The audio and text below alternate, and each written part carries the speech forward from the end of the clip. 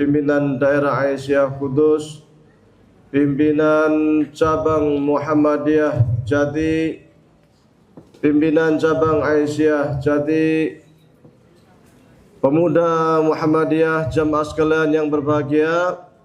Puji syukur kehadirat Allah Subhanahu wa taala.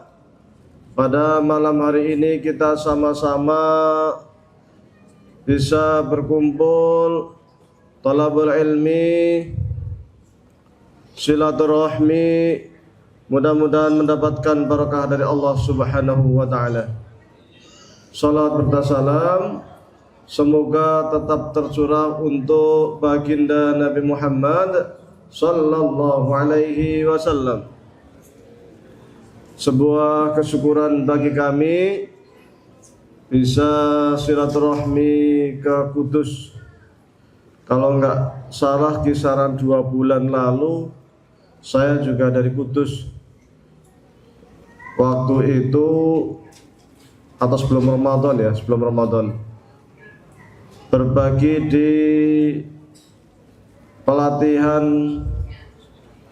tablik ya, pelatihan sekolah tablik PWM ya. Silaturahmi pada para calon-calon dai Muhammadiyah. Dan kalau kita lihat sekarang ini memang kita itu di Muhammadiyah secara umum sedang mengalami krisis SDM. Kadang memang aneh, sekolah kita itu banyak, amal usaha kita banyak, rumah sakit kita banyak, tapi kita mengalami krisis SDM. Buktinya apa?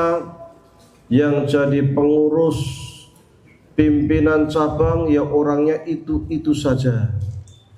Yang jadi pengurus pimpinan daerah orangnya ya itu saja. Bahkan sampai wilayah, sampai pusat pun sama, ya itu lagi.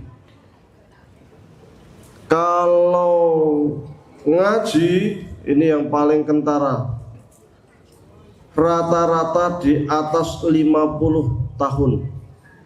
Nah, gimana? Ini umum. Saya keliling hampir tiap Ahad itu saya keliling cabang ranting. Ini fenomena umum. Pemuda kita, pemudi kita itu kurang. Kalau di pengajian tak nampak atau tidak banyak yang nampak. Maka sering saya itu berpikir, merenung, rumah sakit kita yang besar-besar itu, sekolah kita yang megah-megah itu, kalau pemuda kita sudah tidak tertarik dengan Muhammadiyah, kalau pemudi kita sudah tidak tertarik dengan Muhammadiyah, kalau yang aktif di Muhammadiyah itu umur 50 tahun ke atas, kira-kira 15 tahun, 20 tahun yang akan datang, apa yang akan terjadi? Sekolah kita tetap ramai, rumah sakit kita tetap megah, tapi dalamnya bukan orang-orang Muhammadiyah. Ini sangat memprihatinkan. Sekolah kita itu memang tidak didesain untuk membentuk kader, tapi sekolah kita didesain untuk sekadar amal usaha. Maka jangan kaget ketika sekolah kita begitu banyak, universitas kita yang begitu banyak, tapi yang lulus dan yang Muhammadiyah bisa dihitung jari. Aslinya yang ngopeni jamaah akar rumput ranting-ranting itu adalah kiai-kiai kampung, ustadz-ustadz kampung, itu yang akan menjaga ideologi Muhammadiyah. Sayangnya dari jamaah kita sangat jarang yang punya cita-cita anaknya jadi kiai kampung. Jarang yang punya cita-cita anaknya jadi ustadz. Jarang yang punya cita-cita anaknya itu bisa menguasai kitab kuning, bisa bahasa Arab. Akibatnya apa? Ranting kitab banyak yang tidak kopen, banyak ranting kita tidak terurus, banyak ranting kita yang tidak punya pengajian. Padahal kalau kita mengikuti anggaran dasar Muhammadiyah, syarat ya atau rukun ya, rukun itu kalau nggak ada kan nggak sah ya. Rukun ranting itu salah satunya ada pengajian mingguan. Dan pengajian mingguan di ranting sekarang bisa dihitung jari. Banyak ranting-ranting mati suri. Ranting bukan bertambah tapi justru berkurang. Ghirah kemuhammadiyahan kalangan muda lemah. Jangan kaget kalau Masjid Muhammadiyah kurang menggembirakan, Musola Muhammadiyah kurang menggembirakan. Termasuk para imam-imamnya banyak yang bacaannya kurang menggembirakan. Ketika ada kelompok pemuda yang semangat ingin ngisi Masjid Muhammadiyah, maka dia masuk ke Masjid Muhammadiyah. Dia isi ngaji, dia isi tafsir, dia isi kultum. Ramelah Masjid Muhammadiyah. Lama-lama dia itu punya amaliyah yang berbeda dengan Muhammadiyah. Baru setelah itu kita bingung karena masjid kita direbut oleh orang di luar Muhammadiyah. Kita ngerasa masjid kita diambil orang. Loh, kemarin waktu masjid kita kosong, kitanya kemana? Kita itu sering besar pasak daripada tiang. Ya, biasanya kalau ngaji kan kita membangga-banggakan Muhammadiyah ya. Sesekali kita lihat dalamnya kita bagaimana. Jangan kaget banyak pesantren Muhammadiyah yang gulung tikar. Banyak. Di Sukoharjo gedungnya megah, masjidnya megah. Di Garung juga sama, gulung tikar. Di Bogor saya ke sana ngisi ngaji di sana, masjidnya luar biasa, berapa miliar tuh masjidnya saja. Asramanya 2 lantai, punya untuk pengembangbiakan ikan dan lain sebagainya. Santrinya tinggal 4. Sekolah Muhammadiyah sekarang juga udah mulai banyak yang gulung tikar. Di tempat kami di Temanggung ada yang sisa kelas 1 sampai kelas 3 SMP, sisa 11. Di Jakarta ada SMA Muhammadiyah 2 tahun lalu atau berapa tahun lalu itu tutup. Jadi kita sering berbangga-bangga, tapi kita coba lihat ya, yang kondisi-kondisi seperti ini. Supaya kita itu bisa memperbaiki, supaya kita bisa introspeksi, kita itu ada apa, kelemahan kita itu di mana. Penjaga ruh ideologi Muhammadiyah itu kiai kampung. Maka kita harus bisa mencetak kiai kampung. Kiai kampung itu dia rela meninggalkan apapun hanya untuk ngurusin jamaah. Karena di situ ideologi kita berjalan. Kadang kalau pengajian di tingkat, apalagi tingkat pusat ya, tingkat pusat, tingkat daerah, yang dibahas itu tinggi-tinggi. Muhammadiyah di Malaysia, Muhammadiyah di mana Australia, kita bangga sekali. Tapi ternyata ketika kita sodorkan Al-Quran kepada jamaah kita, banyak yang baca Qurannya kurang menggembirakan. Ditanya tentang bab fikih, tidak bisa menjawab. Ditanya bab akidah, bingung. Jadi semacam ada gap. Satu sisi kita bicara tentang mercusuar tinggi-tinggi, tapi akar rumputnya keropos. Maka kita harus mulai dari akar rumput itu. Ngaji. Ngaji itu tidak harus yang datang 100, 200, 300, 1000. Ngaji itu yang penting ada guru satu, muridnya satu, mulai.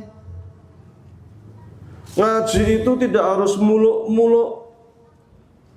Ngaji itu tahsin Al-Quran, baca Iqra.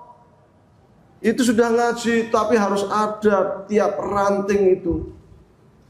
Minimal dari maghrib sampai isya. Seorang-orangnya minimal, katakanlah seminggu sekali tahsin Al-Quran. Itu harus ada. Semangat ngaji itu harus digerakkan. Nabi Adam alaihissalam tatkala Allah ciptakan, inni ja'ilu fil ardi khalifah. Tatkala Allah mengatakan saya akan menjadikan khalifah di muka bumi, Allah ciptakan Nabi Adam alaihissalam. Maka yang dijadikan bekal, yang dijadikan sebagai sangu Nabi Adam sebelum yang lain, bahkan mungkin sebelum masuk surga, wa 'allama Adam al-asma'a kullaha. Allah ajarin ilmu pengetahuan untuk Nabi Adam. Kasih ilmu. Bahkan ketika Nabi Adam itu sudah berilmu, kemudian Allah perintahkan kepada malaikat, Allah perintahkan kepada iblis untuk menyaksikan kepiawaian, kepandaian Nabi Adam. Dan tatkala Nabi Adam itu unggul dari sisi ilmu, Allah perintahkan kepada malaikat, kepada iblis untuk sujud kepada Nabi Adam. Kenapa sujud? Karena Adam berilmu, punya semangat ilmu. Ini yang harus kita bangkitkan. Dulu Kyai Haji Ahmad Dahlan itu semangat ngajinya luar biasa. Jangan dikira Kyai Haji Ahmad Dahlan itu lahir langsung punya pengetahuan model organisasi modern. Tidak. Kyai Haji Ahmad Dahlan keliling untuk ngaji, untuk belajar kitab kuning, untuk belajar nahwu, belajar sharah, belajar tafsir, belajar fikih. Kyai Haji Ahmad Dahlan lahir tahun 1868. Kemudian belajar sama ayahnya Abu Bakar, Syekh Abu Bakar. Kemudian keliling Jawa. Di antaranya belajar sama Syekh Soleh Darat Semarang. Syekh Soleh Darat ini pakar tafsir. Syekh Soleh Darat ini pakar fikih. Syekh Soleh Darat ini pakar ilmu kalam. Beberapa buku karyanya di antaranya syarah kitab Jauharatut Tauhid, beliau tulis pakai bahasa Jawa. Dan Syekh Soleh Darat ini orang Nusantara, orang Jawa pertama yang menerjemahkan Al-Quran dalam bahasa Jawa lengkap. Tafsir. Punya 3 tokoh, punya 3 murid yang sangat terkenal. Di samping Kyai Haji Ahmad Dahlan adalah Kyai Haji Hasyim Asy'ari, pendiri Nahdlatul Ulama. Dan juga R.A. Kartini, yang sering dianggap sebagai tokoh wanita Indonesia. Kyai Haji Ahmad Dahlan sampai ke timur, sampai Bangkalan, Syekh Khalil Bangkalan. Umur 15 tahun, tahun 1883, 15 tahun, Kiai Haji Ahmad Dahlan pergi ke Mekah, belajar sama ulama-ulama besar di Mekah, belajar sama ulama-ulama Nusantara di Mekah, yang pada waktu itu ulama-ulama Nusantara jadi rujukan dunia, menjadi para alim-alim dunia, menjadi musnidud dunia. Belajar kepada Imam Nawawi Al-Bantani, belajar kepada Syekh Khatib Al-Minangkabawi, belajar kepada Syekh Bakir Al-Jukjawi dan lain sebagainya. Termasuk belajar sama tokoh Kiai Mesir, Syekh Abu Bakar Sato, yang mengarang kitab I'anatul Talibin, kitab fikih yang sangat terkenal, yang menjadi rujukan di pesantren-pesantren di seluruh Nusantara. Imam Nawawi Al-Bantani bukunya juga sangat banyak, dan bukunya banyak dijadikan rujukan di pesantren-pesantren Nusantara. Di antaranya adalah Nurul Dhalam, Syarah Aqidatul Awam. Bahkan dulu Kiai Haji Ahmad Dahlan itu namanya Muhammad Darwis kecilnya. Muhammad Darwis muda, 15 tahun pergi ke Mekah.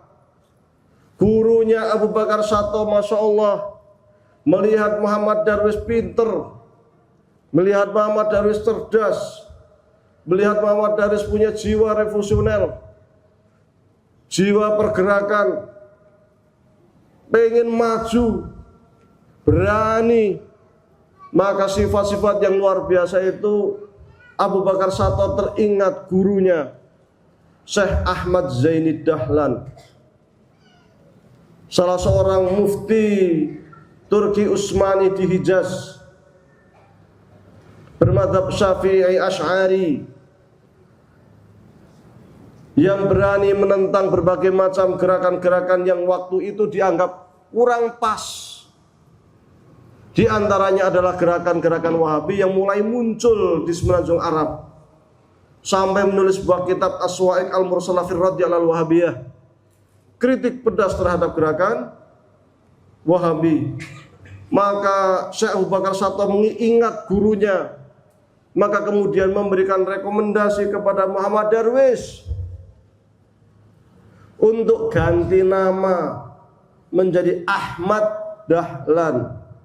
Jadi gurunya Ahmad Zaini Dahlan, Muhammad Darwis diganti nama menjadi Ahmad Dahlan. Luar biasa. Syekh Ahmad Dahlan di Mekah muda, 15 tahun, 16 tahun, 17 tahun, ya. 5 tahun di Mekah sampai umur 19 tahun.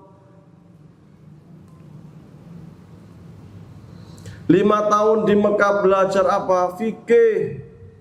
Belajar apa? Tafsir. Belajar apa? Akidah, nahwu, falak. Jadi yang beliau pelajari itu adalah kitab-kitab kuning.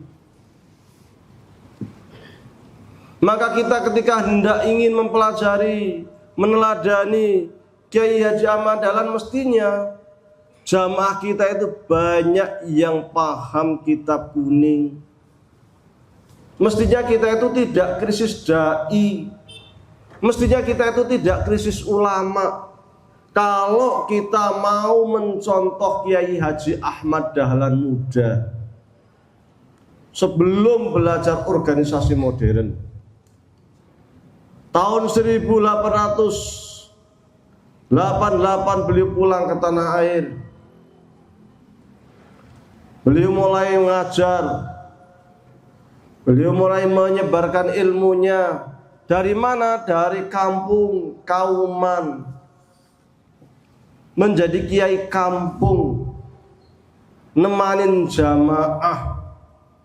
Bukan ke atas ke para priayi-priayi, tidak, tapi ke kampung-kampung, ngopeni jamaah. Tahun 1903 beliau kembali ke Mekah untuk belajar lagi. Di sana di Mekah mulai berkembang wacana-wacana pemikiran-pemikiran Islam modern yang berasal dari Mesir,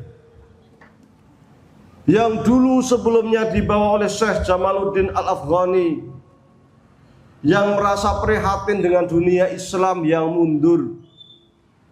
Syekh Jamaluddin Al-Afghani yang keliling negeri Utsmani, sampai ke Iran, sampai ke Mesir, ke Hijaz, ke Turki, terakhir dibuang oleh Turki Utsmani ke Prancis. Syekh Jamaluddin Al-Afghani melihat bahwa dunia Islam itu dalam kondisi lemah, terpecah belah, meskipun masih dalam kekuasaan Turki Utsmani, tapi kebodohan banyak sekali tersebar. Sekolah-sekolahnya mundur. Sementara dunia barat mulai bangkit, maju. Prancis, Inggris, Jerman, Spanyol, mereka mulai ekspansi ke negara-negara muslim, menjajah negara-negara Islam. Indonesia dijajah Belanda, Inggris pernah masuk, Spanyol pernah masuk, Malaysia dijajah Inggris, Mesir dijajah Prancis, kemudian dijajah Inggris. Libya dijajah oleh Italia. Afrika Barat diambil oleh Prancis. Banyak sekali dunia Islam terpecah belah, lemah, sehingga Jamaluddin menginginkan kita harus bangkit dengan jargon pan-islamisme, penyatuan negeri-negeri muslim. Nabi kurang berhasil. Dilanjutkan muridnya Syekh Muhammad Abduh, yang waktu Syekh Jamaluddin dibuang di Prancis ikut ke sana, ikut ke Prancis. Yang kemudian Syekh Muhammad Abduh balik ke Mesir, mulai membuat gerakan-gerakan wacana pembaruan yang lebih masif dengan majalahnya Al-Uratul Wuthqa, bahwa umat Islam harus bangkit melalui pendidikan, melalui gerakan-gerakan sosial. Berbeda dengan gurunya yang politik, beliau memilih untuk tidak bergerak dalam bidang politik. Tapi kalau umat Islam bangkit secara ekonomi, umat Islam bangkit secara pendidikan, umat Islam bangkit secara sosial, maka secara tidak langsung dari bawah ini umat akan bangkit. Syekh Muhammad Abduh meninggal tahun 1905. Syekh Muhammad Abduh punya murid kinasih namanya Syekh Rasyid Ridho yang lahir tahun 1865. Selisih 3 tahun dari Kiai Haji Ahmad Dahlan. Lebih dulu Syekh Muhammad Abduh, Syekh Rasyid Ridho melanjutkan perjuangan gurunya. Pemikiran-pemikiran mereka melalui majalah-majalah itulah yang kemudian dibaca oleh Kiai Haji Ahmad Dahlan. Sehingga ketika beliau melihat waktu pulang ke tanah air, Masya Allah, Indonesia ini, waktu itu belum Indonesia ya, belum lahir, Nusantara secara umum terbelakang. Yang menguasai pendidikan modern Barat, ekonominya Barat, pemerintahannya semuanya Belanda, karena kita dijajah. Maka dia mikir, ini pemikirannya Syekh Muhammad Abduh dan muridnya Syekh Rasyid Ridha sangat pas, sangat cocok untuk kemudian diterapkan di Nusantara. Karena kondisi kita juga sedang terpuruk. Maka waktu tahun 1903 ke Mekah yang kedua itu, ketika mendengar bahwa Syekh Rasyid Ridha ke Mekah, segeralah Kiai Haji Ahmad Dahlan itu pengen ketemu langsung dengan Syekh Rasyid Ridha. Ngaji langsung, mensanate nyambung. Maka melalui saudaranya sekaligus gurunya Syekh Bakir Al-Jukjawi, beliau minta dipertemukan dengan Syekh Rasyid Ridha. Maka ketemu langsung beliau, nyetrum, kontak, nyambung. Sehingga sanad ilmu Kiai Haji Ahmad Dahlan itu ada 2. Sanad dari Nusantara yang asalnya kalau dirunut juga ke Mekah, ya, Karena Syekh Khalil Al-Bangkalan juga dari Mekah, Syekh Saleh Darat juga sanadnya ke Mekah. Belajar kitab kuning, belajar turos. Di Mekah juga beliau belajar kepada Syekh Nawawi Al-Bantari, Syekh Khatib Al-Minangkabawi, Syekh Bakir Al-Jogjawi dan lain sebagainya yang juga belajar kitab kuning. Mekah, tapi punya sanad ilmu yang kedua melalui Syekh Rashid Ridha, yaitu pembaharuan Islam al-Mesir dengan tetap berpegang kepada kitab kuning turos Islam. Bangkit Syekh Muhammad Abduh menulis sebuah buku yang sangat bagus, sangat terkenal, yang juga menjadi inspirasi Kiai Haji Ahmad Dahlan, yaitu kitab Tauhid. Kitab Tauhid karya Syekh Muhammad Abduh, Risalatut Tauhid. Buku ini mestinya, karena buku ini menjadi inspirasi Kiai Haji Ahmad Dahlan, mestinya buku ini juga dikaji di kalangan Muhammadiyah. Tapi sayangnya banyak dari kita yang nggak bisa bahasa Arab, ya kan? Ya setidaknya di halakoh-halakoh Muhammadiyah lah, kajian-kajian Muhammadiyah lah, kitab ini dibedah. Karena kitab ini yang menjadi salah satu inspirasi Kiai Haji Ahmad Dahlan. Jadi udah dua fase. Fase pertama tadi murni beliau belajar turas. Fase kedua tadi ketika beliau ke Mekah yang kedua, beliau sudah belajar turas plus pembaharuan dengan tetap basicnya adalah turas Islam. Maka sangat aneh sekarang ini kalau ada orang Muhammadiyah belajar turas dianggap wong Muhammadiyah kok belajari kitab kuning, koyo NU. Ini aneh. Ungkapan-ungkapan ini aneh. Karena dulu Kiai Haji Ahmad Dahlan sebelum menjadi tokoh besar yang dipelajari ya kitab kuning. Tapi unik di kita itu sekarang tidak banyak yang menguasai kitab kuning. Maka kita perlu mengkaji sejarah perjuangan awal Kiai Haji Ahmad Dahlan itu, supaya kita bisa meniti dari mana kita melangkah, bagaimana kita mengkader, supaya kita tidak krisis SDM, supaya kita tidak krisis dai, supaya kita tidak krisis ulama.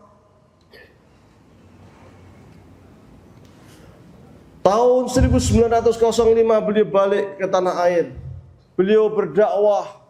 Tapi Kiai Haji Ahmad Dahlan adalah orang yang luar biasa, cerdas, pintar, dan tidak pernah merasa puas dengan ilmu.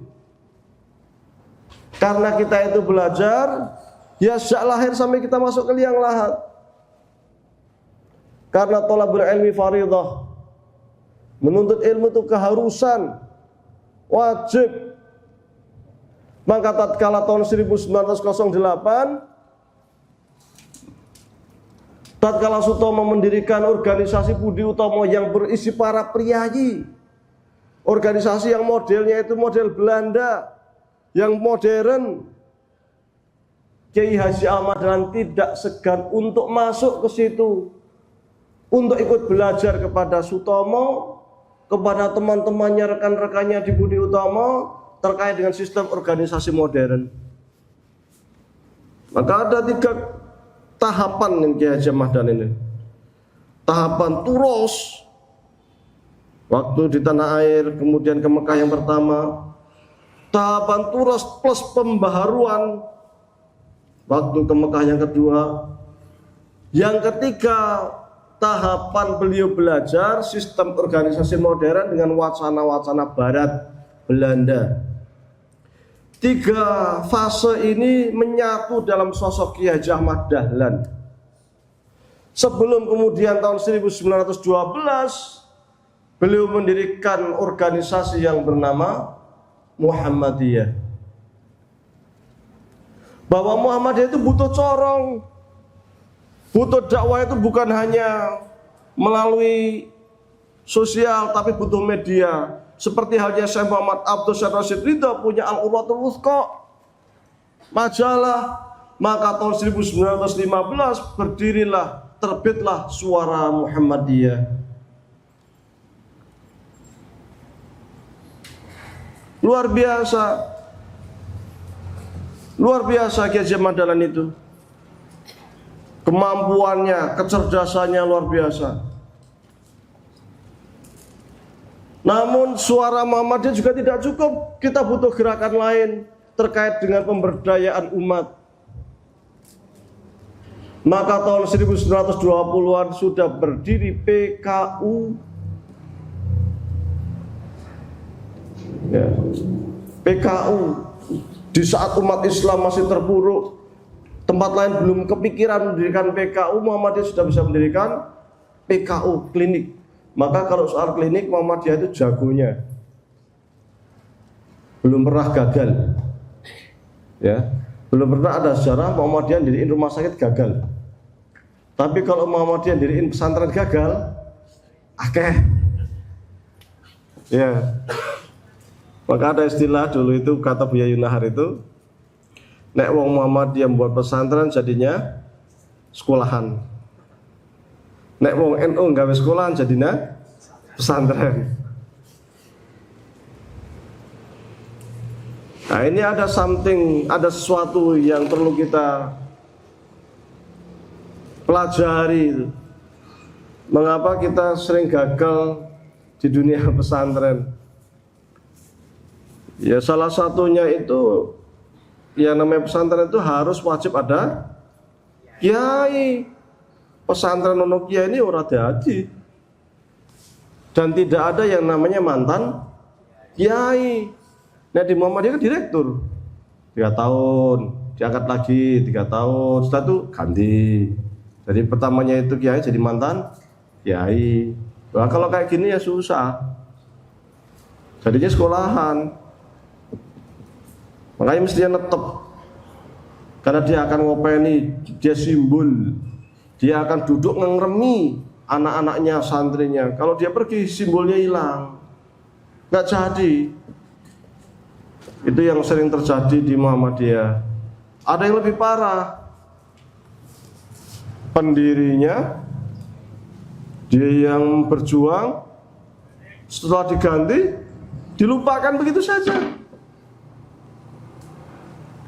Jerih payahnya nggak dihargai sama sekali. Ada teman saya bahkan diusir, dia yang mendirikan, berdarah-darah, setelah berjalan gitu dituduhlah dia penyusup karena menguasai kitab kuning, dianggap dia itu susupan dari NU, diusir. Benar itu, Jakarta, di Jakarta. Adik kelas saya di Kairo dulu di Mesir. Kemarin saya ke Jakarta ketemu, cerita dia, ngeluh itu, Masya Allah, saya yang diriin, saya yang dituduh, saya diusir. Itu terjadi di Muhammadiyah. Ya kita nggak usah belajar. Kalau sudah yang baik-baik itu sudah sering diungkap ya. Biasalah yang baik-baik, yang wow-wow itu sudah sering diungkap. Nah, kita coba kita ngungkap yang pahit-pahit begini, supaya kita semangat untuk membentuk dai, membentuk kader, membentuk ulama, membentuk kiai kampung. Harus ada. Kalau cabang, minimal satu cabang itu harus ada 1-2 orang yang menguasai turos, menguasai kitab kuning. Harus ada. Syukur-syukur setiap ranting itu 1. Tapi kadang kita itu juga aneh. Tatkala ada yang pulang kampung ora dopeni, akhirnya dia pergi juga karena nggak diopeni kan. Dan ini banyak sekali kasus. Banyak kader-kader dulu kita di Muhammadiyah di Kairo. Saya di Kairo 26 tahun. Saya berangkat tahun 96. Mulai dari lulus mu'alimin 3 tahun langsung ke Kairo. Aliyahnya di Kairo, ngulang SMP lagi, SMP, SMA, S1, S2. Baru pulang tahun 2022. Ya. Jadi kader-kader kita di Kairo itu ketika pulang kadang bingung.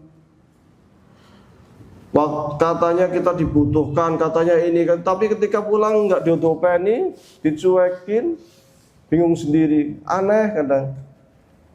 akhirnya mereka aktif di tempat lain. Kadang sayang saya, ada yang S1, S2, S3, pakar ekonomi, sekarang aktif di MUI, kurang kepake di Muhammadiyah. Ada yang S1-nya Medina, S2, S3-nya Azhar, pulang kurang dopeni, sekarang aktif di DDII. Kan sayang begitu. Satu sisi kita ngeluh kurang kader, sisi lain ketika ada kader pulang nggak diopeni. Jamaah sekalian yang kami hormati, maka kader ini harus dibuat, kader ini harus dibentuk dengan cara apa? Kesadaran jamaah bahwasanya dai penting, ulama penting. Ambil 1-2 orang anak kita yang memang punya potensi, yang siap untuk balik kampung, masukkan ke pesantren. Pesantren yang memang khusus untuk tafakuh fiddin, untuk ngaji kitab. Karena standar pesantren itu mestinya kan kasih kitab itu ya paham. Kalau pesantren bahasa Arab nggak bisa, kasih kitab bingung, bahkan ditanya kamu di pesantren berapa tahun? 6 tahun. Kitab apa yang kamu pelajari? Kitab apa ya? Saya nggak pernah belajar kitab. Kan ya unik gitu. Mosok 6 tahun nggak belajar kitab, katanya nyantri kan? Nah ini persoalan. Kader nanti balik kampung ngopeni, ngajarin cara wudhu, ngajarin cara sholat. Oh jangan dikira sama kita fikihnya sudah tahu semua, belum tentu. Jangan dikira terkait dengan sholat sudah tahu semua, belum tentu. Batas-batas aurat, syaratnya apa, rukunnya apa, sunnah abad itu apa, sunnah yang biasa itu apa, yang namanya rukun qauli itu apa, rukun fi'li itu apa, banyak yang belum tahu. Batas-batas ini apa dan lain sebagainya.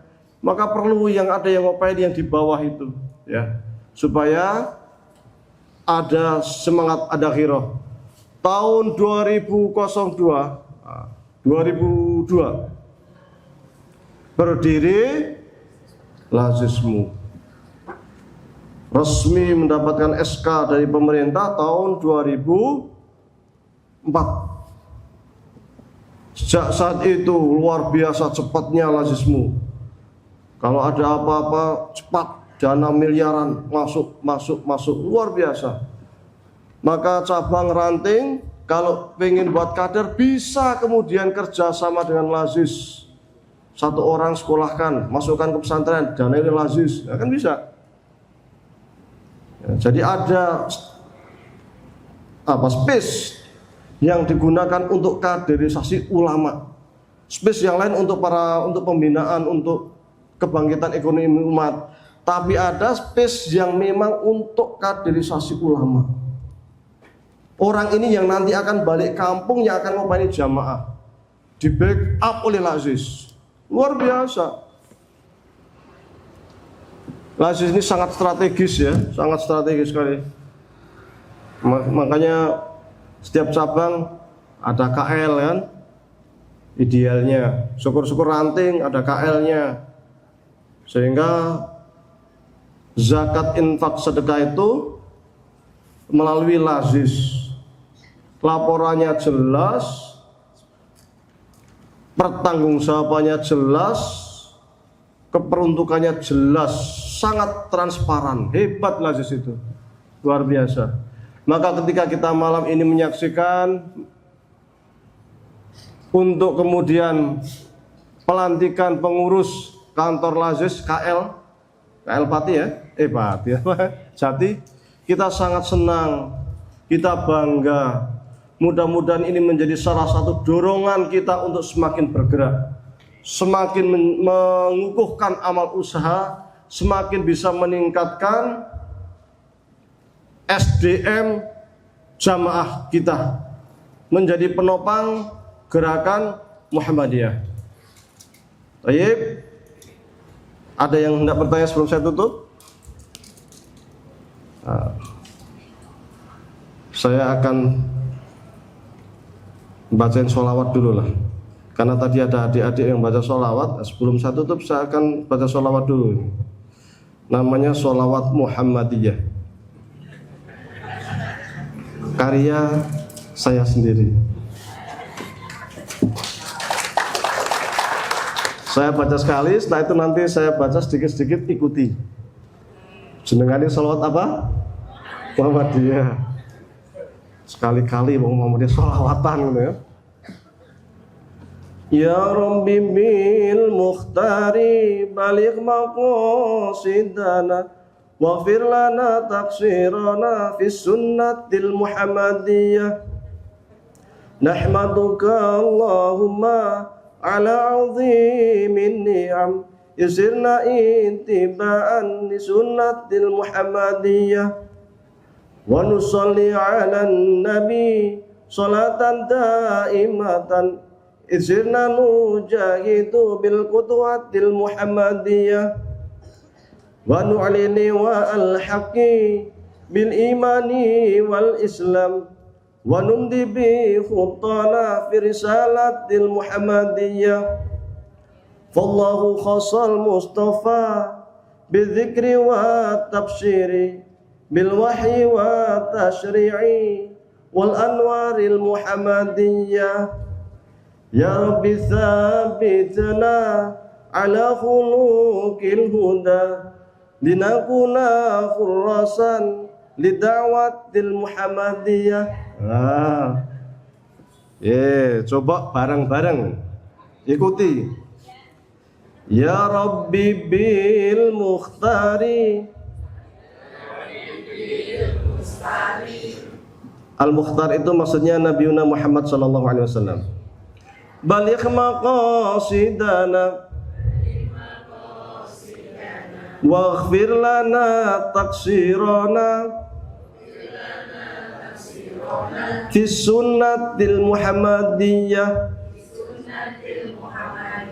Nahmaduka Allahumma ala azimin ni'am idzirna ittiba'an li sunnatil muhammadiyah. Wa nusalli ala nabi salatan daimatan idzirna nujahidu bil qudwatil muhammadiyah. Wa nu'lili wa al-haqqi bil imani wal islam wa numdi bi khutana fi risalatil muhammadiyah. Fallahu khassal mustafa bidzikri wa tabsyiri bil wahyi wa tashri'i wal anwaril muhammadiyah. Ya Rabbi thabitna ala khuluqil huda linakuna hurrasan lidda'watil muhammadiyah. Tepuk tangan.